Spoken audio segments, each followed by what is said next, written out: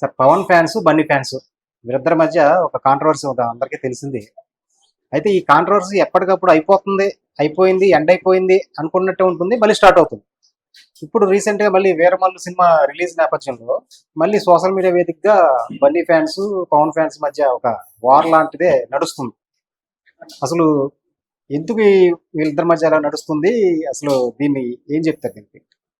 అంటే ఏం లేదండి, పవన్ కళ్యాణ్ ఒక హీరో, అలాగే అల్లు అర్జున్ ఒక హీరో. ఇద్దరు హీరోలుగానే చూడాలి. కాకపోతే ఇక్కడ వచ్చేసరికి వీళ్ళ మధ్య బంధుత్వం ఉంది. బంధుత్వంతో పాటు ఓ బాండింగ్ కూడా ఉంది. నిజానికి పవన్ కళ్యాణ్ ఇంట్రడ్యూస్ చేసింది అరవింద్ గారు. అలాగే ఆయన డైరెక్షన్ లో, ఆయన నటుడిగానే కాదు, ఆయన డైరెక్టర్ గా కూడా ఆయన డెబ్యూ ఫిలిం కి ప్రొడ్యూసర్ ఆయనే, జానీ. ఆ తర్వాత ఆయనతో సినిమా అనౌన్స్ చేసిన వాడు రత్నం గారు.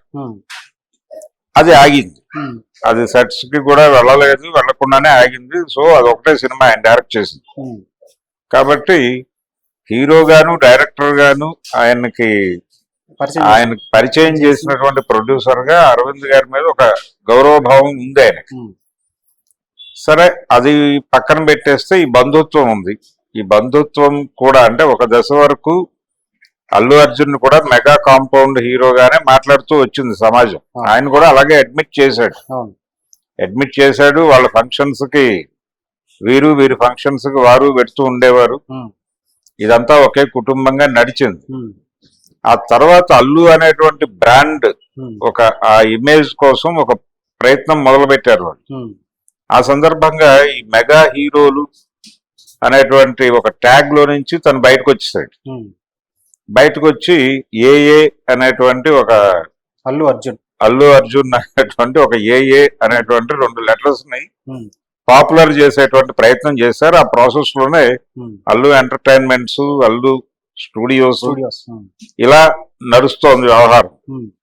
సో అల్లు అనేది బ్రాండ్ అవ్వాలి. ఎందుకంటే చిరంజీవి కంటే ముందే మేము సినిమా ఇండస్ట్రీలో ఉన్నాము అనేది ఒకటి. రెండవది, చిరంజీవి హీరో అయ్యే నాటికే ఆయన సక్సెస్ఫుల్ ప్రొడ్యూసర్ అరవింద్ గారు. అప్పటికే ఆయన అకౌంట్ లో 3-4 శతదినోత్సవ చిత్రాలు ఉన్నాయి. ఈయన ఎంట్రీ ఇచ్చే 78 నాటికి, 78కే ఆయన తంగ పథకం అనే తమిళ సినిమాని తెలుగులో డబ్ చేసి ఆ సినిమా 100 రోజులు ఆడింది ఇక్కడ. అలాగే శివాజీ గారి గౌరవం కూడా డబ్ చేశారు వీరి. ఆ తర్వాత దాసనారాయణరావు గారితో తీసిన బంట్రోతు భార్య, దేవుడే దిగొస్తే ఇవి కూడా విపరీతంగా ఆడినాయి. అలా ఒక సక్సెస్ఫుల్ ప్రొడ్యూసర్ గా ఉన్నాడు అప్పటికి ఆయన. ఆ తర్వాత చిరంజీవిని హీరోగా ఎస్టాబ్లిష్ చేయటంలో, అంటే చిరంజీవిలో ఉన్నటువంటి రకరకాల కళల్ని ఇండస్ట్రీకి పరిచయం చేస్తూ శాంపుల్ సినిమాలు తీసింది కూడా అరవింద్ గారు. అంటే యమకింకరుడు అనే సినిమా ద్వారా ఒక యాక్షన్ హీరోగా ఒక ఎలివేషన్ ఇచ్చి, ఈ లెవెల్లో యాక్షన్ చేయగలిగిన వాడు ఇప్పటిదాకా తెలుగు ఇండస్ట్రీలో లేడు, చిరంజీవి ఈ లెవెల్లో చేయగలడు, కాబట్టి మీరు ఈ తరహా పాత్రలు తెచ్చుకుంటే ఆయన పెర్ఫార్మ్ చేస్తాడు అని ఇండస్ట్రీకి ఒక శాంపుల్ చూపించాడు ఆయన. అదే టైంలో అదే సినిమాకి ప్యారలల్ గా ఒక చార్టర్డ్ అకౌంటెంట్ తో కలిసి ఆయన శుభలేఖ అనే సినిమా తీశాడు. ప్రశాంతి ఆర్ట్స్ అనే బ్యానర్ లో చేసి, అందులో ఇదే చిరంజీవి యమకింకరుడులో ఇంత యాక్షన్ ఓరియంటెడ్ గా ఉన్నటువంటి చిరంజీవి ఎంత సాఫ్ట్ గా ఉంటాడో, అంటే అటు ఇటు కూడా పూర్తి వేరియేషన్ సినిమాలు రెండు ఆయనే. ఈ రెండు నడుస్తుండగానే వీటికి ప్యారలల్ గా జయకృష్ణ గారితో ఒక సినిమా, ఏది బాపు గారితో మంత్రి గారి వియంకుడు. ఈ డిజైనింగ్ వెనకాల, అంటే చిరంజీవి మెగాస్టార్ అవటం వెనకాల అల్లు అరవింద్ గారి కృషి కూడా ఉంది. ఆయన విజయానికి ఈయన దోహదపడ్డాడు. అలాగే అరవింద్ గారు అగ్ర నిర్మాతగా మారడం వెనకాల చిరంజీవి కంట్రిబ్యూషన్ కూడా ఉంది, దాన్ని కూడా కాదనలేదు. సో వాళ్ళిద్దరూ వేరు వేరు రంగాల్లో ఉన్నారు. ఈయన నిర్మాణ రంగంలో ఉన్నాడు, ఆయనేమో నటనా రంగంలో ఉన్నాడు. ఒకరి ఎదుగుదలకు ఒకరు దోహదం చేసుకుంటూ ఎదిగారు వాళ్ళిద్దరు. కానీ వాళ్ళ పిల్లల దశకు వచ్చేసరికి నటనా రంగంలోకి వచ్చాడు ఆయన. అల్లు అర్జున్ ప్రొడ్యూసర్ గా ఉంటే గొడవ ఉండేది కాదు. అల్లు అర్జున్ నటుడయ్యాడు, హీరో అయ్యాడు. హీరో అవగానే వీళ్ళు కూడా అదే ఏరియాలో ఉన్నారు. పవన్ కళ్యాణ్ ఉన్నాడు, చిరంజీవి గారు నటిస్తున్నాడు, రామ్ చరణ్ వచ్చాడు, రామ్ చరణ్ ఉన్నాడు, మిగిలిన వారి మేనల్లుళ్ళు ఉన్నారు. వీళ్ళందరూ మెగా హీరోలు అనే ఆ ట్యాగ్ కింద ఈయన్ని కూడా తోసే ప్రయత్నం చేశారు. దానిలో నుంచి బయటకు వచ్చాడు. బయటకు వచ్చిన తర్వాత ఈ ఒకే వృత్తిలో ఉన్నప్పుడు స్పర్ధ అనివార్యంగా ఉంటుంది. ఈ స్పర్ధ ఇప్పుడు కనిపిస్తోంది మనకి విజిబుల్ గా, చాలా సందర్భాల్లో చూసాం. ఇప్పుడు ఆ మధ్య ఆయన పుష్ప సినిమా మీద పార్ట్ 2 మీద బెంగళూరులో చేసిన కామెంట్స్ కొంచెం వైరల్ అయినాయి. ఎవరు? పవన్ కళ్యాణ్ మాట్లాడాడు. పవన్ కళ్యాణ్ మాట్లాడుతూ ఆ సినిమాని అంటే పాత రోజుల్లో అడవిరాముడు రెఫరెన్స్ తీసుకొచ్చాడు ఆయన. అడవిరాముడు సినిమాకి మాతృక అయినటువంటి కన్నడ సినిమా రెఫరెన్స్ తీసుకొచ్చి ఆ రోజుల్లో హీరోలు ఫారెస్ట్ ఆఫీసర్లుగా ఉండి అటవీ సంపదని కాపాడేవారు. ఇప్పుడు అటవీ సంపదని దోచుకెళ్లే వాళ్ళు హీరోలు అయ్యారు అన్నారు. స్మగ్లర్లు హీరోలు అయ్యారు. అది కావాలని వాంటెడ్ గా టార్గెట్ చేశాడు అనేటువంటి ఒక చర్చ జరిగింది. ఆయన జనరల్ గా చెప్పుండొచ్చు. కానీ అదే పవన్ కళ్యాణ్ గారు మర్చిపోయిన విషయం ఏంటంటే అడవిరాముడు కంటే ఒక 4-5 ఏళ్ల ముందు వచ్చినటువంటి దేవుడు చేసిన మనుషుల సినిమాలో రామారావు గారు స్మగ్లర్ వేషమే వేశాడు. దేవుడు చేసిన మనుషుల్లో ఆయన వేసింది స్మగ్లర్ వేషమే. అలాగే మగాడు సినిమాలో కూడా స్మగ్లర్ వేషమే వేశాడు ఆయన. కాబట్టి హీరోలు వాళ్ళు చేసే క్యారెక్టర్లు రకరకాల పాత్రలు చేస్తారు. ఒక సినిమాలో ఫారెస్ట్ ఆఫీసర్ గా ఉంటాడు, ఇంకో సినిమాలో ఇంకోలా ఉంటాడు, రకరకాలుగా ఉంటారు.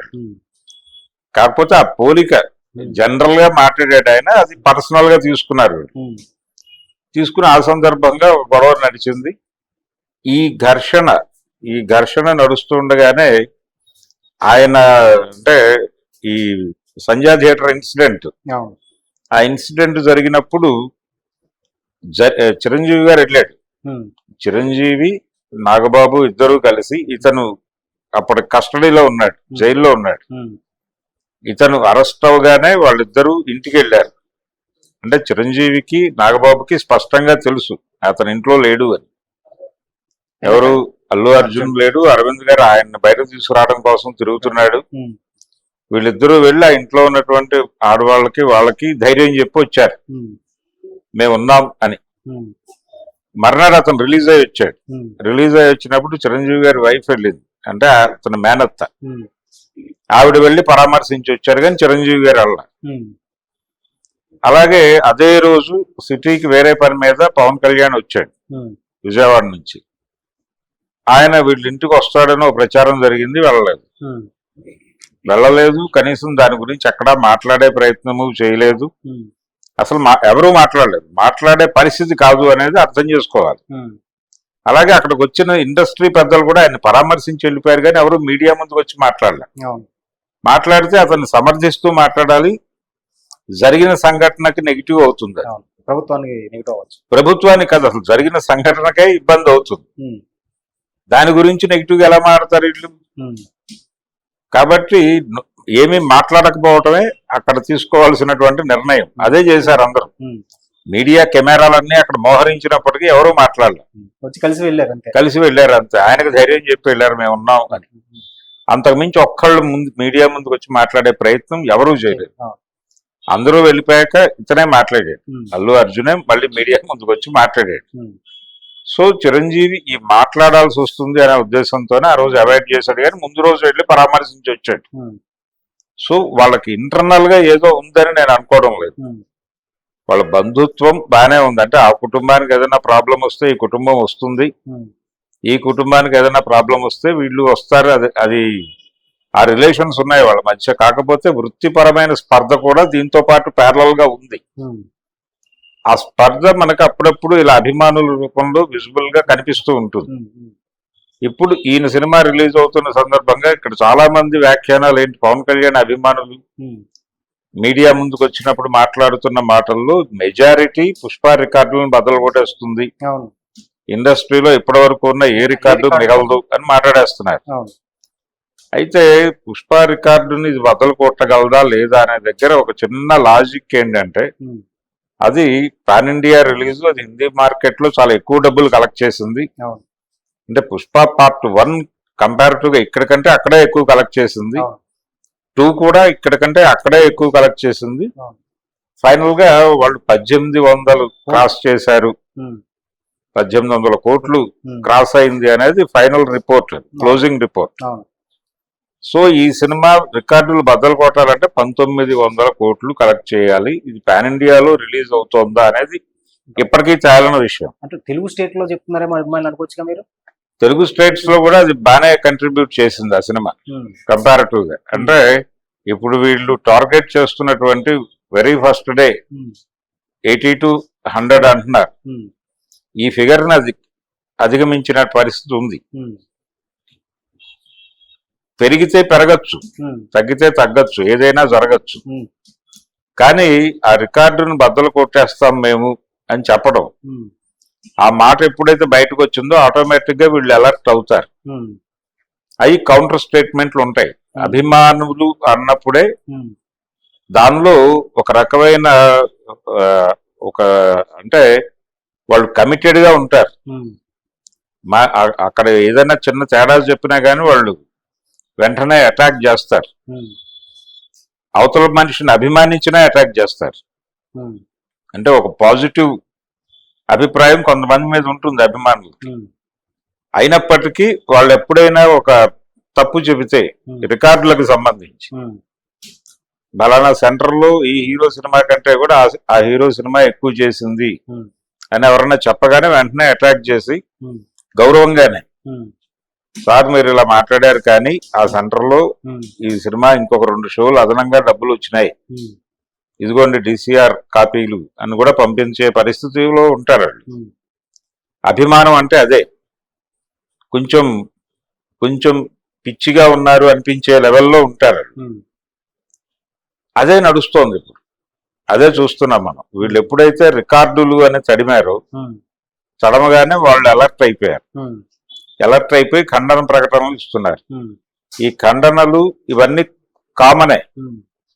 గతంలో రామారావు గారి సినిమాలు, నాగేశ్వరరావు సినిమాలు రిలీజ్ అయ్యేటప్పుడు మా సినిమా రికార్డులు బద్దలు కొట్టేస్తుంది అన్నప్పుడు వీళ్ళు అలాగే రియాక్ట్ అయ్యేవాళ్ళు, వాళ్ళు రియాక్ట్ అయ్యేవాళ్ళు. ఆ రోజుల్లో కరపత్రాలు వేసుకునేవాళ్ళు. కరపత్రాలు అలాగే రిజిస్ట్రేషన్ కాని పత్రికలు చాలా నడిచాయి. వాటిలో రాసేసుకునేవాడు తమ హీరో ఇన్ని సెంటర్లు కొట్టాడు అంటే అన్ని సెంటర్లు కాదు ఇన్ని సెంటర్లు అని వీళ్ళు ఇంకో కౌంటర్ వేసేవాడు. ఇవి నడిచేది, ఇవి డిస్కషన్స్ నడిచేవి, కొట్టుకున్న సందర్భాలు ఉన్నాయి. ఒక థియేటర్లో ఈ హౌస్ఫుల్ బోర్డులకు సంబంధించి విజయవాడ కళ్యాణ్ చక్రవర్తి దగ్గర అది చట్టానికి కళ్ళు లేవు అనే సినిమా, అంటే అప్పటికి కొండవీటి సింహం రేంజ్ వసూళ్లు ఇది, దీనికి కూడా ఆ రేంజ్ వస్తోంది అని చెప్పి వాళ్ళు మాట్లాడిన దానికి చిన్న ఘర్షణ జరిగి కృష్ణాభిమానులతో, ఒక కృష్ణాభిమాని చనిపోయాడు అందులో. ఆ లెవెల్ గొడవలు కూడా జరుగుతాయి న్యాచురల్ గా. అది మనకి ఇప్పుడు కనిపిస్తోంది ఇక్కడ. పవన్ కళ్యాణ్ హీరో, అతను అల్లు అర్జున్ కి మామయ్య అవుతాడా ఇంకోటి అవుతాడా అనేది పక్కన పెట్టేస్తే ఆయన కూడా మనం చెప్పాడు, నేను పవన్ కళ్యాణ్ సినిమాలంటే నాకు చాలా ఇష్టము అని. ఎవరు? అల్లు అర్జున్. ఏది పుష్ప ఈ గొడవ అరెస్టు విడుదల అయిపోయిన తర్వాత ఆ అభిమానం ఉంది వాళ్ళకి, అది ఉంది. ఇన్ ది సేమ్ టైం ఈ స్పర్ధ కూడా నడవాలి. ఈ స్పర్ధ నడవాలని వారు అనుకుంటారు. ఎందుకంటే అభిమానం అనేది అలాగే ఉండాలి కాబట్టి అది నడుస్తుంది, దాన్ని భరించక తప్పదు. హీరోలుగా ఒకే ఏరియాలో ఉన్నారు కాబట్టి ఆ ఘర్షణ లేకపోతే కుదరదు. ఆ ఘర్షణ అనివార్యం. అక్కడ బంధుత్వం చూసి అయ్యో వీళ్ళు ఒకే ఫ్యామిలీకి చెందిన వాళ్ళు కొట్టుకుంటున్నారే అని ఆవేదన చెందక్కర్లేదు. రేపు పొద్దున చిరంజీవి సినిమా, రామ్ చరణ్ సినిమా ఒకే రోజు రిలీజ్ అయినా ఇలాంటి ఘర్షణ ఉంటుంది. తండ్రి కొడుకుల మధ్య ఎందుకు ఉంటుంది? ఎవరి మధ్య అయినా ఉంటుంది. వాళ్ళిద్దరూ ఒకే వృత్తిలో ఉన్నారు. చాలా సందర్భాల్లో చిరంజీవి గారు నాకంటే పెద్దగా వారు చేసేది ఏమీ లేదు అన్న టోన్ లో మాట్లాడుతూ ఉంటాడు.